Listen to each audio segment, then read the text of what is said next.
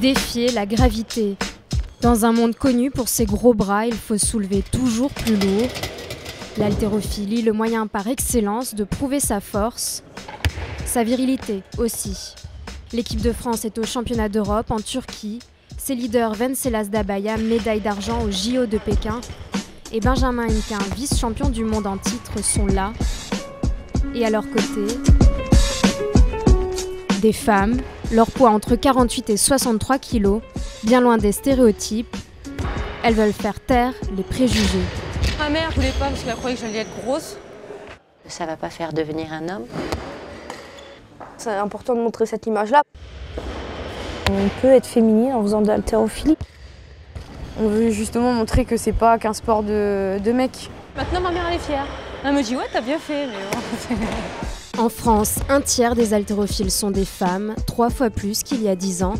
Ces femmes le revendiquent, l'haltéro c'est esthétique et c'est aussi pour les filles.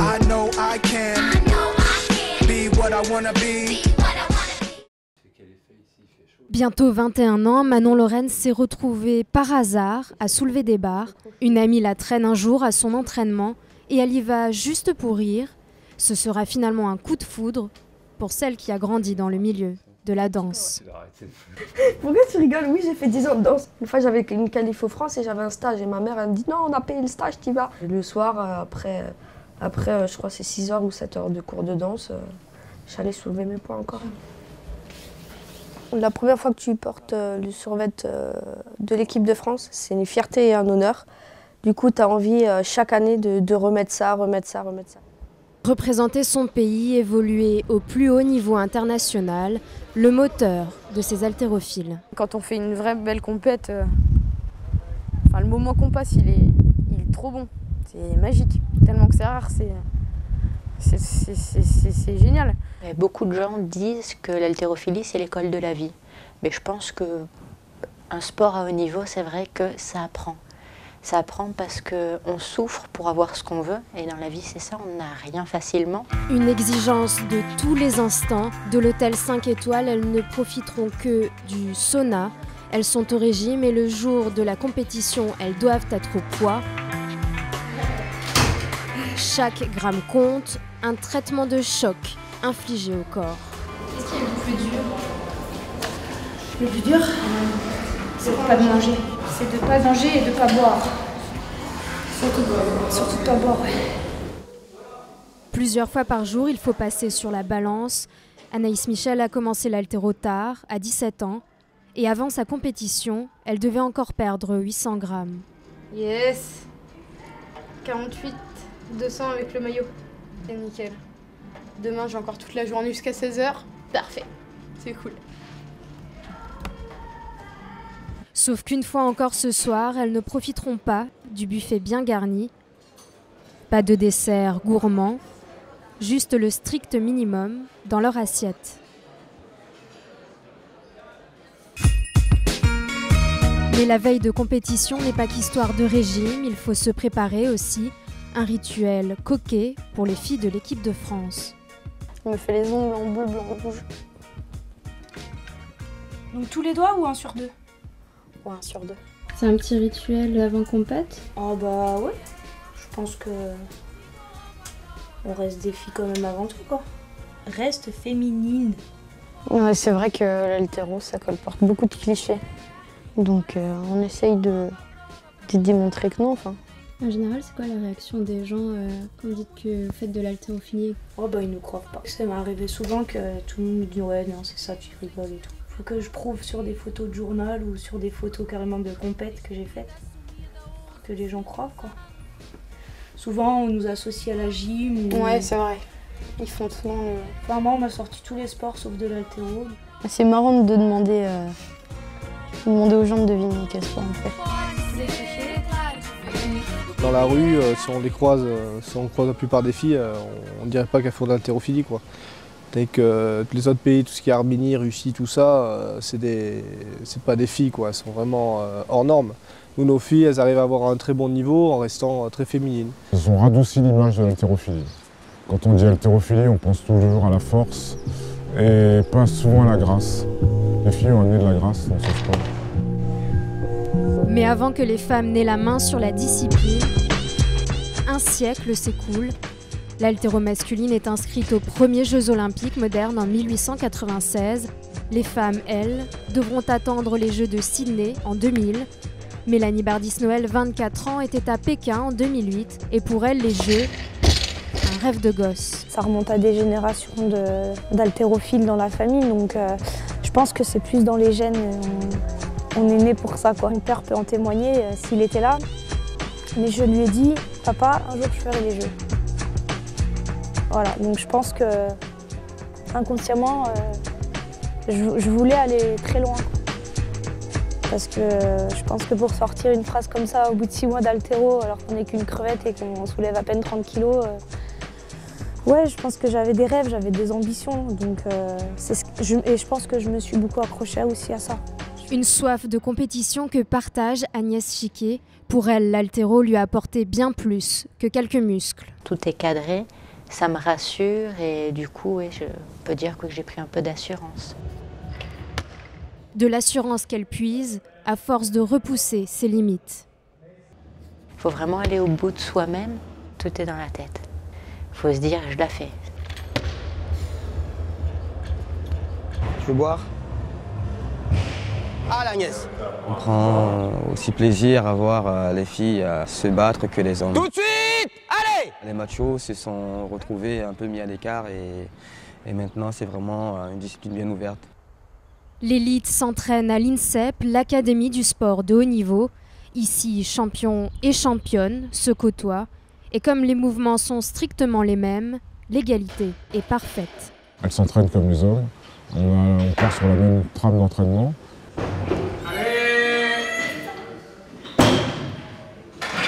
Et elles la suivent très bien. Au départ, l'équipe masculine et féminine s'entraînaient chacune de son côté. En 2001, la Fédération d'haltérophilie fait le pari de la mixité, un test concluant qui révèle une influence mutuelle. Quand les garçons et les filles étaient réunis, on s'est aperçu qu'il y avait finalement un petit jeu de rôle. Ils sont moins agressifs entre eux parce qu'il y a le regard des filles, et les filles sont moins agressives entre elles parce qu'il y a le regard des garçons. Les filles m'apportaient justement ce calme et cette sérénité. Ouais, je l'ai constaté sur moi-même. Il y a ce côté assez sensible qui nous ramène un peu à être des humains, hors de l'entraînement. Car Venceslas Dabaya part à la compétition, comme il part à la guerre.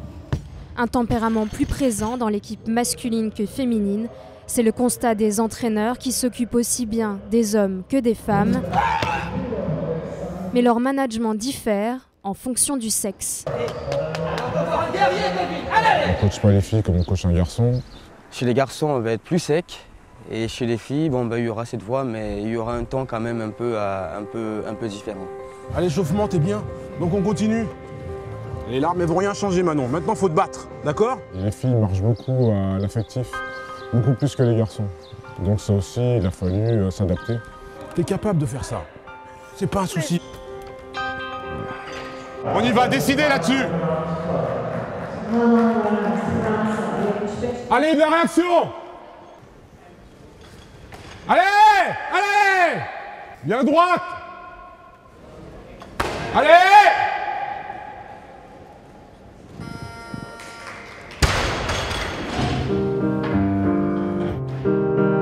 Et il y a la famille aussi. Comme Virginie Andrieux, Mélanie Bardis-Noël est devenue maman d'une petite fille de 2 ans après Pékin. Une double vie à laquelle s'est adaptée la fédération.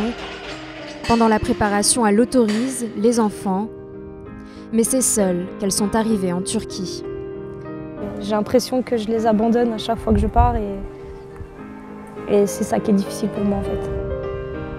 Je suis revenue de 2 ans sans compétition.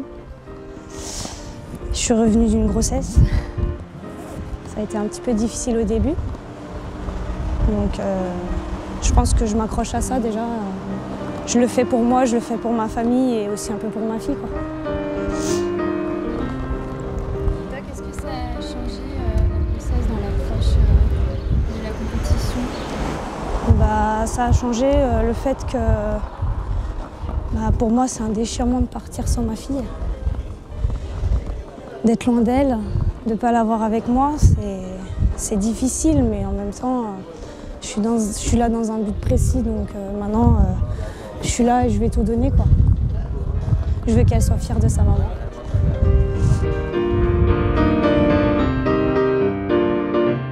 Vraiment, c'était l'haltéro, puis après, ça peut être la famille. Maintenant, c'est ma famille et l'haltéro passe après, quoi. Si j'ai repris le haut niveau, c'est après pour j'assume. C'est d'énormes sacrifices, c'est sûr. Mais bon, s'il y a quelque chose au bout, tant mieux. S'il n'y a rien, bon, bah après, je dirais tant pis. J'ai essayé et ça n'a pas marché, tant pis.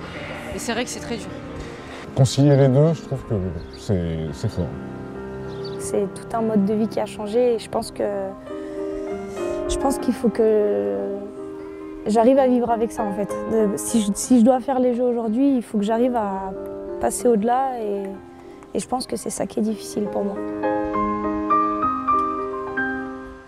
Le choix du haut niveau, peu de femmes haltérophiles le font, seulement 5 à 10% en France, et ce déficit se traduit sur le palmarès.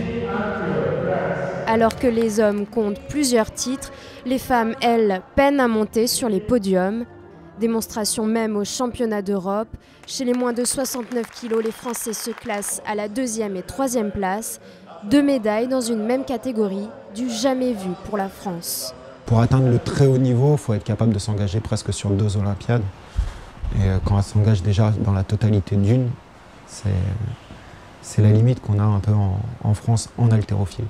Aujourd'hui, il manque déjà un vrai fer de lance qui pourrait vraiment attirer les filles vers le haut. Qui montrera aux filles qu'à côté de ça, on peut le vivre pleinement et sans complètement exclure la vie à côté, la vie familiale. L'équipe de France féminine, là, à l'heure actuelle, elle est en dessous du niveau de l'équipe de France masculine, néanmoins en junior, c'est-à-dire la relève qui arrive, c'est l'inverse. C'est l'inverse. Sur l'année dernière, au championnat d'Europe junior, il y avait, je crois, 6 athlètes, 6 filles. Il n'y avait pas de garçons. Ces dames ont désormais entre les mains leur destin pour prouver qu'elles peuvent faire aussi bien que les hommes.